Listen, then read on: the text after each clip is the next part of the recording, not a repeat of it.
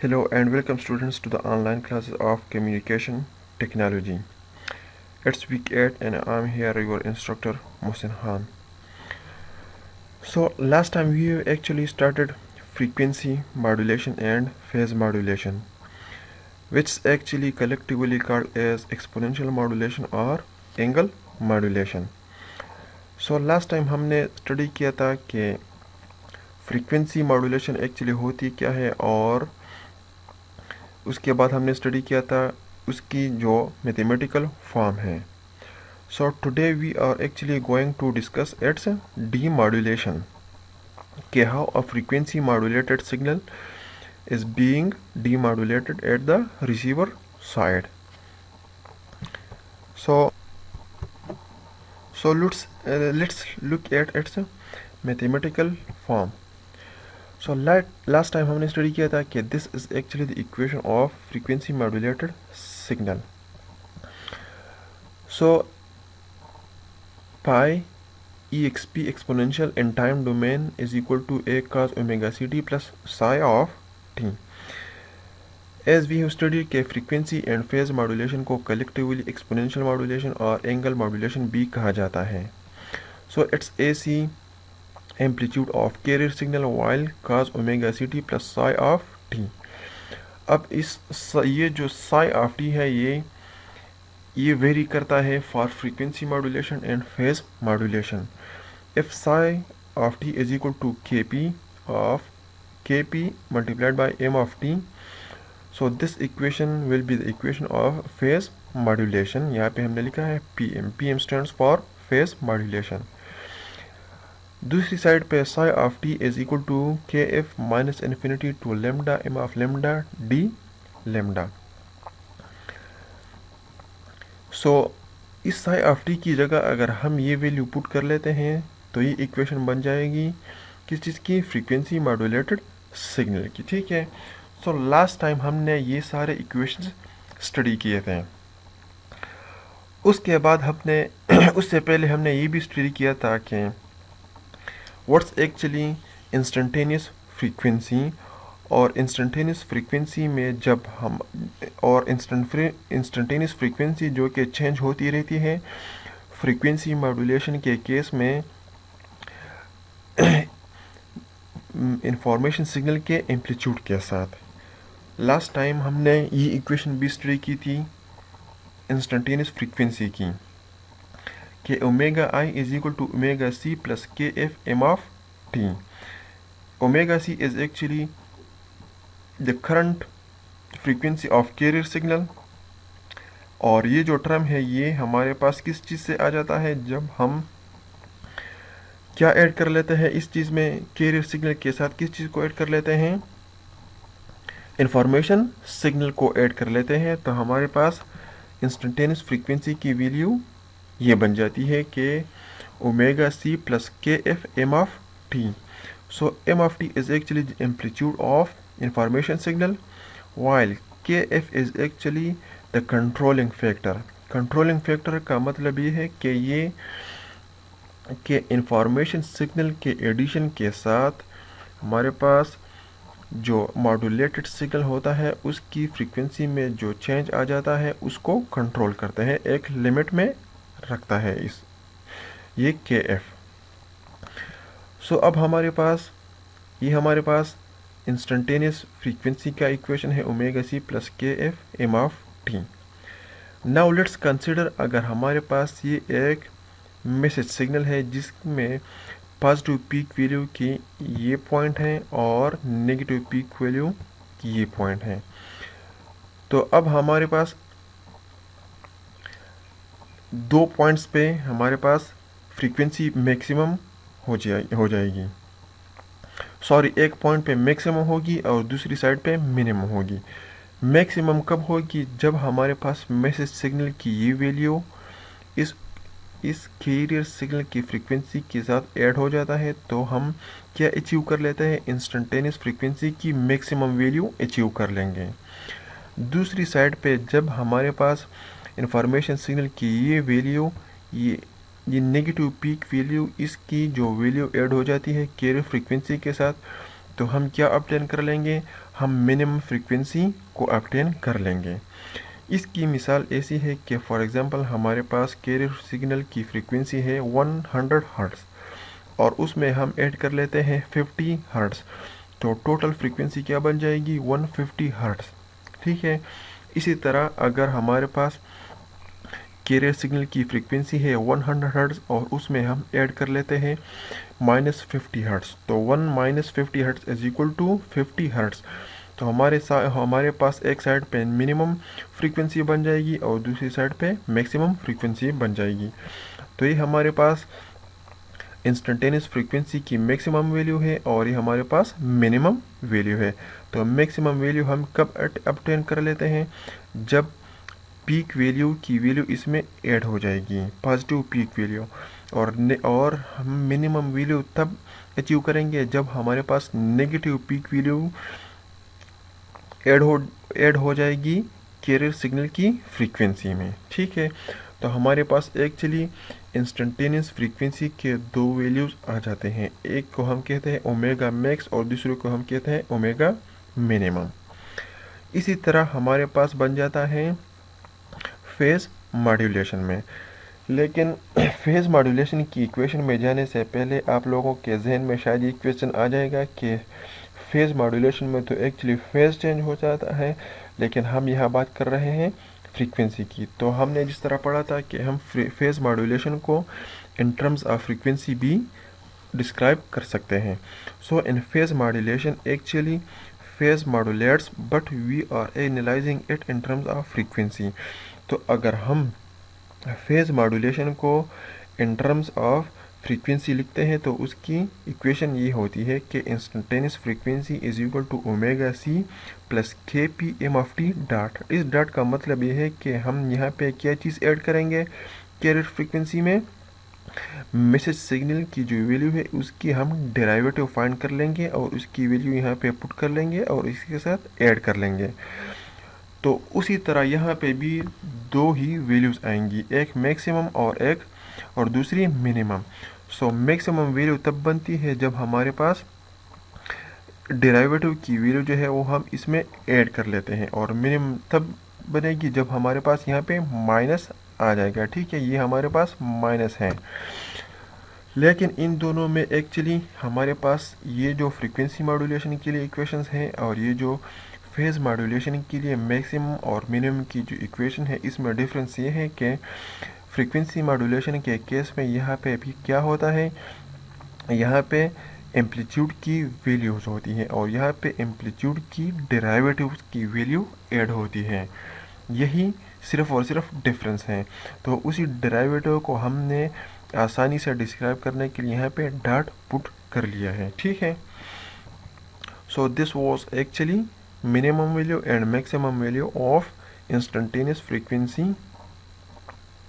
of carrier signal. So maximum frequency and minimum frequency can be controlled by KF. Similarly, KP is used to control shift in phase modulation.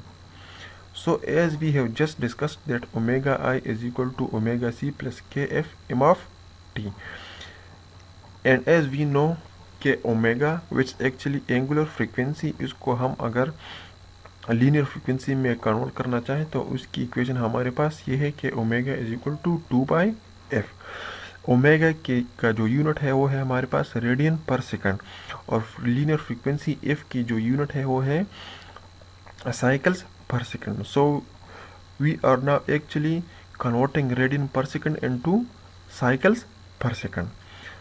सो यहाँ पे बन जाएगा 2/fi is equal to 2/fc plus kf m of t। Dividing both sides by 2 तो हमारे पास equation बन जाएगी fi is equal to fc plus kf m of t divided by 2 ठीक है। सो हमारे पास अब साइकिल्स पर सेकंड के केस में भी हम फाइंड करेंगे मैक्सिमम फ्रीक्वेंसी और मिनिमम फ्रीक्वेंसी। सो इक्वेशंस सेम ही है with a little bit difference. So f max को हम किस तरह अचीव करेंगे कि fc plus kf mp by 2 तो अब यहाँ पे डिफरेंस ये है कि ओमेगा के केस में यहाँ पे 2 नहीं होता और यहाँ पे हमारे पास क्या होता है, 2 पाई होता है। सही है। इसी तरह अगर हम मिनिमम फ्रीक्वेंसी को फाइंड करना चाहें तो F minimum is equal to F C minus K F M P by 2 pi. Now what's actually M P?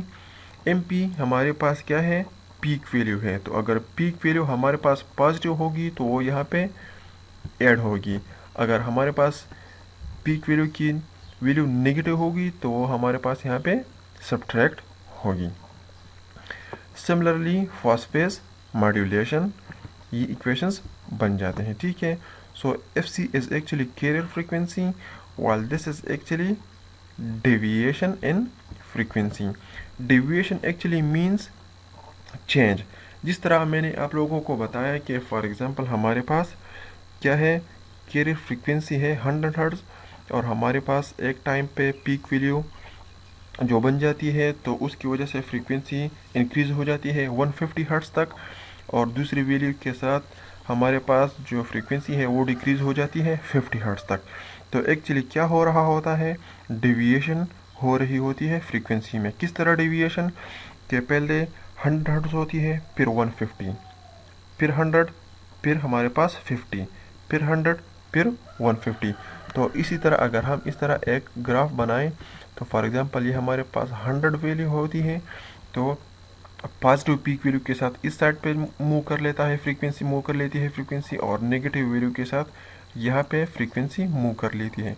तो इस तरह ये फ्रीक्वेंसी चेंज होती रहती है। तो हमारे पास कैरियर की फ्रीक्वेंसी यहाँ पे होती है और इंफॉर्मेशन सिग्नल के साथ ये फ्रीक्वेंसी कभी इंक्रीज़ होती है और कभी डिक्रीज़ होती है। तो एक्चुअली ये इंक्रीज़ और डिक्रीज़ इसको हम कहते हैं change in frequency. Change in frequency किस तरह होती है कि यहाँ पे 150 हर्ट्ज होता है और यहाँ पे 50 हर्ट्ज। तो 150 minus 100 is equal to 50 hertz. इसी तरह 100 minus 50 is equal to 50 hertz. तो हमारे पास डेविएशन कितनी बन जाएगी, 50 हर्ट्ज की डेविएशन बन जाएगी। So this deviation in frequency is introduced by information signal. जिस तरह आप लोगों को मैंने बताया कि हमारे पास एक्चुअली कैरियर सिग्नल की फ्रीक्वेंसी 100 हर्ट्ज होती है, लेकिन हमारे पास उसमें क्या ऐड हो रहा होता है, इंफॉर्मेशन सिग्नल ऐड हो रहा होता है। तो उसकी वजह से एक्चुअली फ्रीक्वेंसी जो है वो इंक्रीज़ और डिक्रीज़ होती है। जिस तरह थोड़ी देर पहले मैंने बताया कि ये एफ सी है जिसकी वैल्यू है 100 हर्ट्ज और इंफॉर्मेशन सिग्नल के एडिशन की वजह से वो कभी 150 तक शिफ्ट हो जाती है तो कभी 50 हर्ट्ज तक शिफ्ट हो जाती है। And this is actually called delta F. Delta F means change in frequency और we can say deviation in frequency. So delta F इस केस में हम चेंज किस तरह फाइंड करेंगे, मैक्सिमम से मिनिमम माइनस कर लेंगे। तो F max is equal F max minus F C. अब दूसरी केस में क्या बन जाएगा, F C minus F minimum. ये हमारे पास इक्वेशंस हैं डेल्टा एफ को फाइंड करने के लिए। और हमारे पास जो डेविएशन इन फ्रीक्वेंसी है उसके और भी जो इक्वेशंस हैं वो हमारे पास ये इक्वेशंस हैं। ठीक है। सो या तो हम फ्रीक्वेंसी में जो चेंज है या इससे फाइंड करेंगे या इससे फाइंड करेंगे, दोनों हमारे पास आंसर सेम ही रहेगा। So now we are actually going to discuss demodulation of frequency modulated signal. So थोड़ी देर पहले हमने डिस्कस किया था कि pi F M frequency modulated signal का जो इक्वेशन है वो हमारे पास ये है। तो ये हमारे पास मॉड्यूलेटर है, ये हमारे पास इंफॉर्मेशन सिग्नल है, ये हमारे पास कैरियर सिग्नल है। मॉड्यूलेटर एक्चुअली क्या कर लेता है, इन दोनों को मॉड्यूलेट कर लेता है और हमारे पास आउटपुट पे जो इक्वेशन बन जाएगी वो क्या बन जाएगी, मॉड्यूलेटेड सिग्नल बन जाएगा, जिसको हम डिनोट करते हैं पाई एफ एम एंड ब्रैकेट्स में हमारे पास टी है। T means time domain. ये अब हमारे पास ट्रांसमिट हो रहा है और यहाँ पे जो रिसीवर की जो एंटेना है वो इस सिग्नल को क्या कर लेता है, रिसीव कर लेता है। तो हमारे पास ये डी मॉड्यूलेटर है। इस डी मॉड्यूलेटर से जब ये पास हो जाएगा तो हमारे पास दोबारा यहाँ पे वही इंफॉर्मेशन सिग्नल रिसीव होगा जो हमने यहाँ पे मॉड्यूलेट किया था। सो अब ये डीमॉड्यूलेशन होती किस तरह है, अब हम इसको डिस्कस करते हैं। ठीक है, इसकी मिसाल ऐसी है कि हमारे पास एक FM स्टेशन है, FM 99, और यहाँ पे हमारे पास है कोई मोबाइल या कोई रेडियो जो इस सिग्नल को क्या कर रहा होता है, रिसीव कर रहा होता है। तो यहाँ पे एक्चुअली स्टेशंस पे क्या होता है, मॉड्यूलेशन होता है, और हमारे पास रेडियो या मोबाइल फ़ोन पे क्या हो रहा होता है, demodulation. So at demodulator, the received modulated signal is passed through a derivator. यहाँ पे रिसीवर पे एक डीमॉड्यूलेटर में क्या होता है, एक्चुअली एक डेराइवेटर होता है। डेराइवेटर मीन्स के जो इनकमिंग सिग्नल है इसको क्या कर लेते हैं, डेराइवेट कर लेता है, जिस तरह हम डेराइवेशन करते हैं, डेराइवेटिव एंड इंटीग्रेशन। तो यहाँ पे एक्चुअली डेराइवेटर क्या करता है, डेराइवेटिव लेता है मॉड्यूलेटेड सिग्नल की, which extract the information resides in the instantaneous frequency of modulated signal। सोचो कि हम इसी सिग्नल को जो यहाँ से ट्रांसमिट हो रहा है, जिसकी इक्वेशन ये है, इसको हम अब क्या करते हैं, एक डेराइवेटर से पास करते हैं। डेराइवेटर मीन्स के इस इक्वेशन का हम क्या फाइंड करेंगे, derivative. So D by D T of pi of FM and t, d by dt AC sin omega ct plus kf minus infinity to t m of lambda d lambda। So as we know that derivative of sin theta is equal to cos of theta and d by dt of theta। ये हमारे पास trigonometric equation है, ये sine theta, इसकी अगर हम derivative लेंगे तो सबसे पहले एज अ होल इस साइन थीटा की डेरिवेटिव हो जाएगी जो कि इक्वल है कॉस ऑफ थीटा के, और फिर थीटा ऑफ टी की जो डेरिवेटिव है वो भी हमने फाइंड करना है। सो यहाँ पे एक्चुअली थीटा ऑफ टी इस चीज़ के इक्वल है। ठीक है,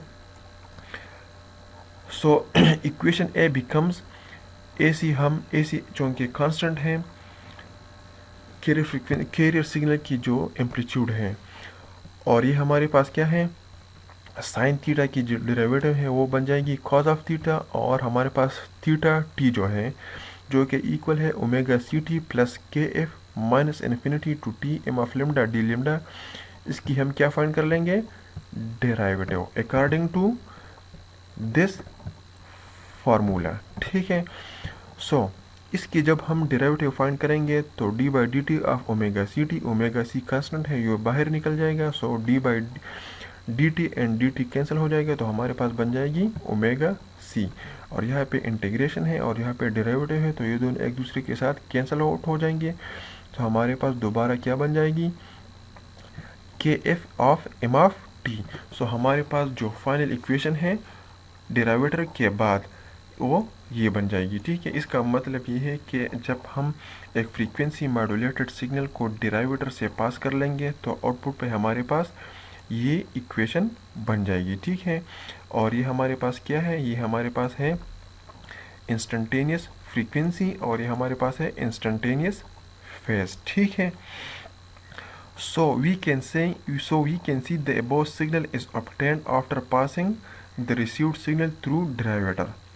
The output has information content over instantaneous phase and instantaneous frequency. So you guys can see कि हमारे पास यहाँ पे भी इंफॉर्मेशन है और यहाँ पे भी इंफॉर्मेशन है। So actually जब डेरिवेटर से हम पास कर लेंगे, ठीक है, मॉड्यूलेटेड सिग्नल को, तो वो एक्चुअली जो हमारे पास आउटपुट दे देता है, तो उसमें एक्चुअली होता क्या है कि हमारे पास इंफॉर्मेशन सिग्नल प्रेजेंट होती है इंस्टेंटेनियस फ्रीक्वेंसी में और इंस्टेंटेनियस फेज में, दोनों में प्रेजेंट होती है। So info signal is also affecting the peak amplitude of the signal. ये जो हमारे पास इक्वेशन है, इसको आप लोग अगर देख लेना तो इसमें एक्चुअली क्या हो रहा है, इंफॉर्मेशन सिग्नल है इंस्टेंटेनियस फ्रीक्वेंसी में और इंफॉर्मेशन सिग्नल है इंस्टेंटेनियस फेज में। सो अगर हम इसमें इसको सिर्फ और सिर्फ कंसिडर कर ले तो एक्चुअली हो क्या रहा है कि हमारे पास कैरियर सिग्नल है, जो कैरियर सिग्नल का एम्पलीट्यूड है, ये अगर हम इसके साथ मल्टीप्लाई कर लेंगे तो ये यहाँ पे भी मल्टीप्लाई होगा। तो इसका मतलब ये है कि एक्चुअली हो क्या रहा है, इसके साथ AC अगर इसके साथ मल्टीप्लाई हो जाएगा तो AC और भी इंक्रीज हो जाएगा। सो इसका मतलब ये है कि हो क्या रहा है, एम्पलीट्यूड भी इंक्रीज हो रही है। और वी कैन से कि यहाँ पे एम्पलीट्यूड मॉड्यूलेशन भी हो रहा है। जिस तरह हमने पढ़ा था कि एक्चुअली एम्पलीट्यूड मॉड्यूलेशन होता क्या है, तो एम्पलीट्यूड मॉड्यूलेशन वो होता है कि जिसमें हम कैरियर सिग्नल है उसकी जो एम्पलीट्यूड है वो इंक्रीज हो जाए, किस चीज़ के साथ, इंफॉर्मेशन सिग्नल के साथ। तो जब ये AC या कैरियर सिग्नल का जो एम्पलीट्यूड है वो जब मल्टीप्लाई हो जाएगा इसके साथ, तो एम्पलीट्यूड इंक्रीज हो जाएगा। तो एक्चुअली हो क्या जाता है कि हम तो डीमॉड्यूलेशन कर रहे हैं और यहाँ पे डेराइवेटर के आउटपुट पे हमारे पास क्या अपटेन हो रहा है, फ्रीक्वेंसी मॉड्यूलेटेड सिग्नल के साथ साथ हम वो भी अचीव कर लेते हैं एम्पलीट्यूड मॉड्यूलेटेड सिग्नल।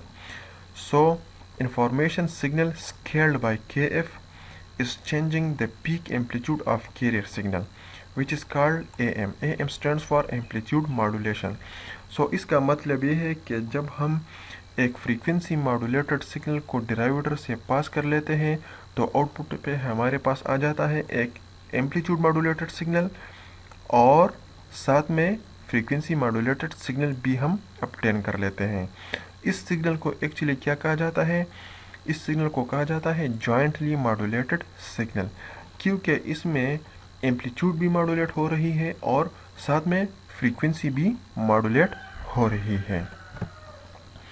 सो आप लोग यहाँ पे देख सकते हैं कि जब हम इस फ्रीक्वेंसी मॉड्यूलेटेड सिग्नल को जब हम डेराइवेटर के इनपुट पे दे देते हैं तो हमारे पास ये इक्वेशन आ जाती है। इसमें अगर आप लोग देखें तो यहाँ पे फ्रीक्वेंसी कम है, यहाँ पे फ्रीक्वेंसी ज़्यादा है, यहाँ पे फिर फ्रीक्वेंसी कम है, तो इसका मतलब है कि ये फ्रीक्वेंसी मॉड्यूलेटेड सिग्नल है। इसको जब हम किसी मॉड्यूलेटर से पास कर लेते हैं तो हमारे पास आउटपुट ये बन जाएगी। तो आप लोग यहाँ पे अब देख सकते हैं कि यहाँ पे फ्रीक्वेंसी भी चेंज हो रही है और साथ में एम्पलीट्यूड भी चेंज हो रहा है। यहाँ पे एम्पलीट्यूड कांस्टेंट है, ठीक है, और यहाँ पे एम्पलीट्यूड भी चेंज हो रहा है और फ्रीक्वेंसी भी चेंज हो रही है। तो ये एक्चुअली किस चीज़ की वजह से, ये डेराइवेटर से पास होने की वजह से। So we can see that there is variation in amplitude as well as frequency. Amplitude are directly affected by information signal while phase is affected by integral of information signal. इस इक्वेशन को अगर आप लोग देखें तो आप लोग देख सकते हैं कि हमारे पास क्या हो रहा है, एम्पलीट्यूड डायरेक्टली इंक्रीज हो रहा है मैसेज सिग्नल के एम्पलीट्यूड के साथ और फ्रीक्वेंसी किस चीज़ के साथ चेंज हो रही है, इंटीग्रल ऑफ इंफॉर्मेशन सिग्नल के साथ। तो इसी पॉइंट का यही मतलब है। इस टर्म को अगर आप लोग देखें दोबारा से कि AC multiplied by omega C plus KF m of t. So information signal is directly added into the frequency and amplitude of carrier signal. ठीक है। सो ये जो हमारे पास है ये एम्पलीट्यूड है, ये डायरेक्टली ऐड हो रहा है, सॉरी एम्पलीट्यूड कैरियर से इंफॉर्मेशन सिग्नल का जो एम्पलीट्यूड है वो डायरेक्टली ऐड हो रहा है फ्रीक्वेंसी एंड एम्पलीट्यूड में, ठीक है। Thus the envelope or the output of demodulator represents signal in its original form. इसका मतलब ये है कि ये जो सिग्नल है इसमें ऐड हो रहा है, एम्पलीट्यूड भी ऐड हो रहा है, ठीक है। So information signal is directly added into the frequency and amplitude of carrier signal, ठीक है। सो इसका मतलब है कि आप लोग इस इक्वेशन में देख सकते हैं कि इंफॉर्मेशन सिग्नल, ठीक है, यहाँ पे भी इंफॉर्मेशन सिग्नल है। सो information signal is actually directly adding into the amplitude, ठीक है, and frequency of carrier signal. यहाँ पे आप लोग देख सकते हैं कि ये हमारे पास कैरियर सिग्नल की एम्पलीट्यूड है, ठीक है, और यहाँ पे ऐड हो रहा है क्या, इंफॉर्मेशन सिग्नल। सो जब ये डायरेक्टली ऐड हो रहा है तो इसका मतलब ये है कि इसकी वजह से कैरियर का जो एम्पलीट्यूड है वो भी चेंज होगा इस इंफॉर्मेशन सिग्नल के लिहाज से। सो इसका मतलब ये है कि हमारे पास जो डेराइवेटर के बाद ये जो सिग्नल हम अचीव कर रहे हैं, ठीक है, इसकी जो ये एम्पलीट्यूड है, ये चेंज जो हो रही है, ये किस चीज़ की वजह से चेंज हो रही है? मैसेज सिग्नल की वजह से चेंज हो रही है। तो अब हम इससे यही इंफॉर्मेशन सिग्नल या मैसेज सिग्नल किस तरह अचीव कर सकते हैं? Through envelope detector. Now what's actually envelope detector? Envelope detector वो होता है जो कि हमारे पास इन ही पॉइंट से वैल्यू को क्या कर ले? एक्सट्रैक्ट कर ले। और जब हम इन ही वैल्यू से यही वैल्यूज एक्सट्रैक्ट कर लेते हैं तो हमारे पास बन जाता है हमारा इंफॉर्मेशन सिग्नल। सो इसका मतलब ये है कि ये जो एनवेलप है ये हमारे पास क्या है? ये हमारे पास है information signal. And envelope detector we have already studied at an amplitude modulation, ठीक है। सो इस एनवेलप डिटेक्टर के थ्रू हम इसी जॉइंटली मॉड्यूलेटेड सिग्नल से क्या अचीव कर सकते हैं? अपना इंफॉर्मेशन सिग्नल अचीव कर सकते हैं। सो एनवेलप डिटेक्टर के थ्रू हम इंफॉर्मेशन सिग्नल क्या कर सकते हैं? अचीव कर सकते हैं आउटपुट पे। सो इस इक्वेशन को अगर हम AC से मल्टीप्लाई कर लेंगे तो फाइनल ये इक्वेशन बन जाएगा जो कि ऑलमोस्ट इक्वल है m ऑफ t के, क्योंकि बाकी जो है वो टाइम डिपेंडेंट पैरामीटर्स है, ठीक है।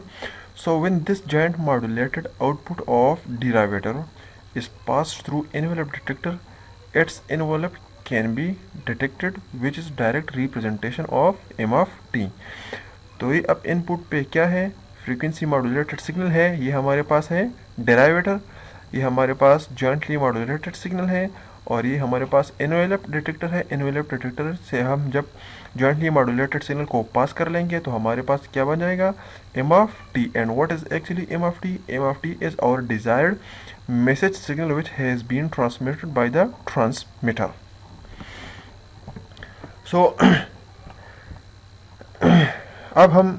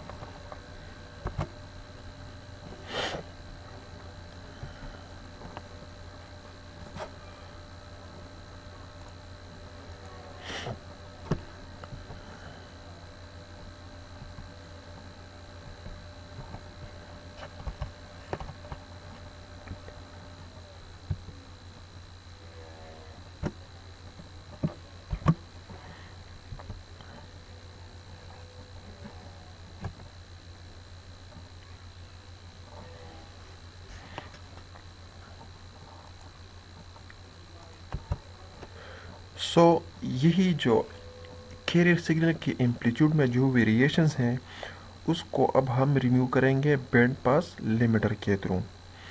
सो सबसे पहले we are going to discuss what's actually a limiter. Actually a limiter क्या करता है कि ये लिमिट कर लेता है किस चीज़ को, एम्पलीट्यूड को। जब हमारे पास इनपुट का जो एम्पलीट्यूड है वो जब ज़ीरो से ग्रेटर हो, जिस तरह यहाँ पे लिखा है कि y of t it's actually output of limiter, hard limiter. जब इनपुट की वैल्यू ज़ीरो से ग्रेटर हो या इक्वल हो तो वो किस चीज़ तक लिमिट कर लेता है, +1 तक लिमिट कर लेता है। और इसी तरह जब इनपुट की वैल्यू ज़ीरो से लेस हो, लाइक नेगेटिव हो, तो उसकी वैल्यू कहाँ तक लिमिट कर लेता है, -1 तक लिमिट कर लेता है। और what's actually this in x of t? x of t is actually input of hard limiter and y of t is actually output of hard limiter. So any amplitude greater than 0 is mapped to 1 while any amplitude less than 0 is mapped to -1.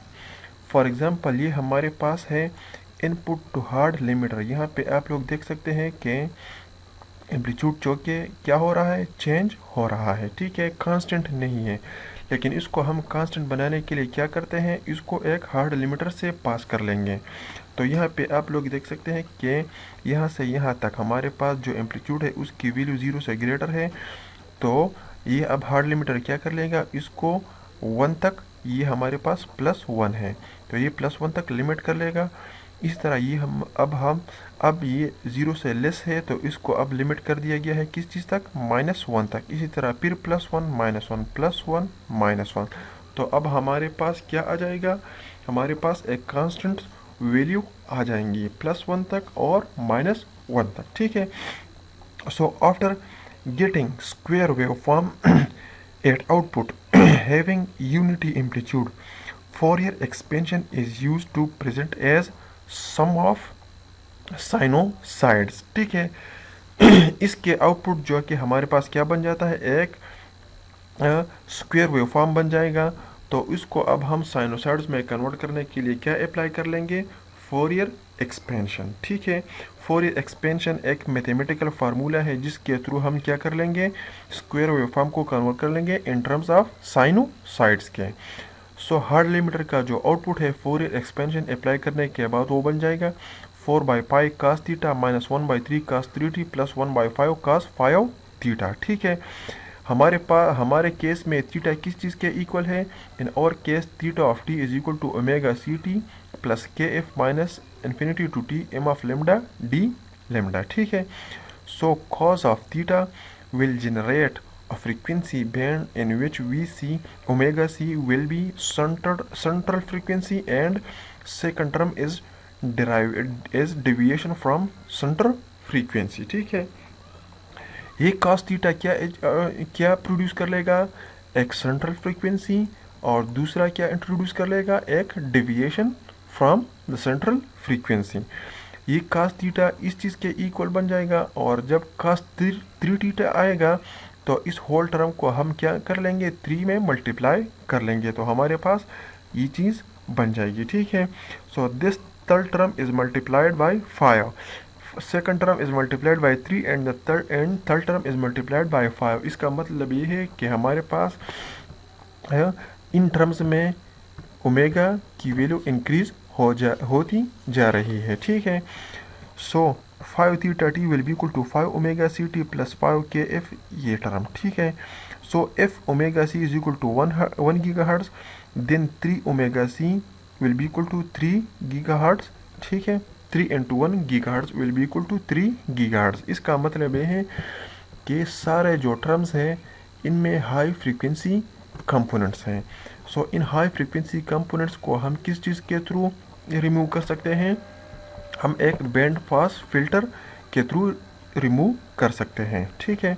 So we are getting higher frequency which can be stopped by using a cheap band pass filter. एक band pass filter apply कर लेंगे तो उसकी वजह से क्या हो जाएगा, ये सारे फ्रीक्वेंसी स्टॉप हो जाएंगी और ये आउटपुट पे मिल जाएगा, ठीक है। Cos of theta and theta is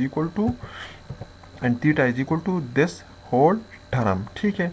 तो इसका मतलब ये है कि इस बैंड पास फिल्टर और हार्ड लिमिटर के थ्रू हमने क्या कर लिया, एक ऐसे मॉड्यूलेटेड सिग्नल को कांस्टेंट बना लिया, एक ऐसा मॉड्यूलेटेड सिग्नल अचीव कर लिया जिसमें हमारे पास एम्पलीट्यूड की वैल्यूज़ में फ्लक्चुएशंस हो रही थी, ठीक है। और उसकी वजह, उस फ्लक्चुएशंस की वजह से हमारे पास आउटपुट में जॉइंट मॉड्यूलेटेड सिग्नल अचीव नहीं हो रहा था। सो अब हम जब के एक बैंड पास हार्ड लिमिटर अप्लाई कर लेंगे तो वो आउटपुट पे क्या दे देगा आउटपुट पे ऐसा मॉड्यूलेटेड सिग्नल देगा जिसमें एम्पलीट्यूड की वैल्यू कांस्टेंट होगी। तो जब हम उसको डिराइवेटर से पास कर लेंगे तो वो हमें आउटपुट पे क्या देगा, आउटपुट पे एक जॉइंटली मॉड्यूलेटेड सिग्नल दे देगा, जिसको हम फिर एनवेलप डिटेक्टर के से पास कर लेंगे तो हमारे पास आउटपुट पे क्या आ जाएगा, हमारे पास आउटपुट पे इंफॉर्मेशन सिग्नल या मैसेज सिग्नल अचीव हो जाएगा। So this was actually all about demodulation of frequency modulated signal.